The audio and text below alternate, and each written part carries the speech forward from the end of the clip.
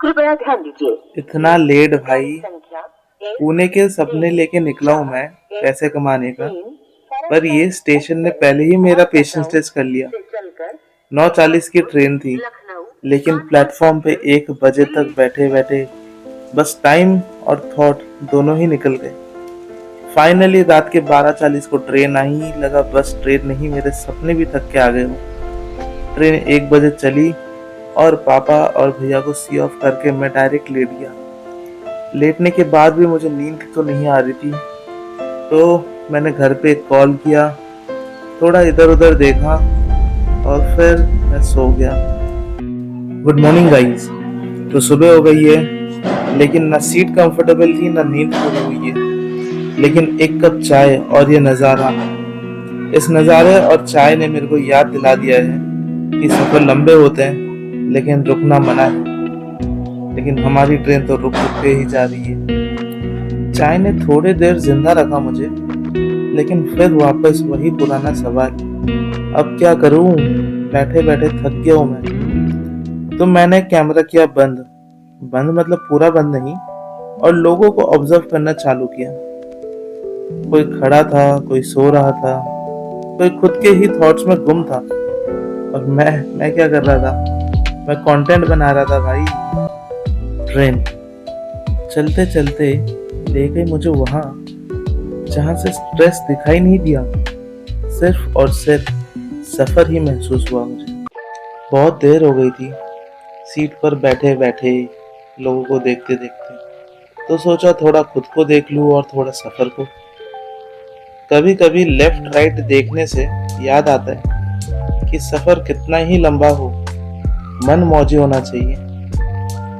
तभी तो पता चलता है कि लोग कितने मस्ती में हैं। भाई साहब, दूसरी रात थी ये, बॉडी पूरी थक चुकी थी और सीट भी शेयर करनी थी।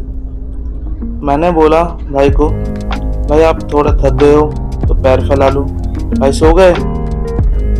अब भाई सो गए, भाई भी थके हैं। तो मैंने टीसी से रिक्वेस्ट किया, सर एक सीट दिला दो ना प्लीज, रात निकालने के लिए। अंकल ने बोला थोड़ी देर वेट कर जा, दिला देता हूँ। सामने वाले कोच में उन्होंने एक सीट दिला दी। फिर क्या, अपर बर्थ में साइड में और क्या सीट चाहिए मुझे। मैं गया और सो गया। दूसरी रात मुश्किल थी, इसीलिए सुबह लेट उठा।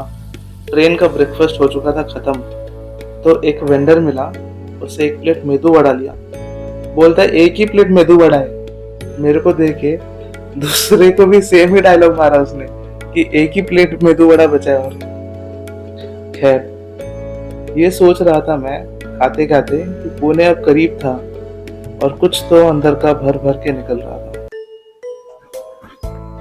सोचा था 11 घंटे लेट होने के बाद अब तो पुणे आ गया, अब क्या लेट होगा। लेकिन जिंदगी ने बोला रुक जा, एक और लेवल बाकी है। भाई ट्रेन चल रही थी मस्त स्पीड में और ट्रेन रुक गई, 1 घंटा रुक गई। कहाँ पे पता है? पुणे के जस्ट आउटर में, घोरपड़ी में। भाई इतना दिमाग खराब हो गया ना उधर मेरा, अगर हडपसर में रुक जाती तो वहीं पे उतर जाता। छोड़ो अभी क्या है। आखिरकार आ गया पुणे स्टेशन। फाइनली पुणे। अब तक जो सो रहे थे अब सब उठ गए अपनी मंजिल पकड़ने के लिए। प्लेटफॉर्म पर इतनी भीड़ थी और मेरे दिल में थी थकान, मेरी आंखों में थी नींद। बस मेरे को बिस्तर चाहिए था। मेरा दोस्त, मेरा भाई रोहन आया था मुझे पिक करने, तो हम दोनों ने एक नजर स्टेशन को देखा और भर के गाली दी, क्योंकि ये सफर नहीं था ये सफर था, SUFFER, इंग्लिश वाला सफर।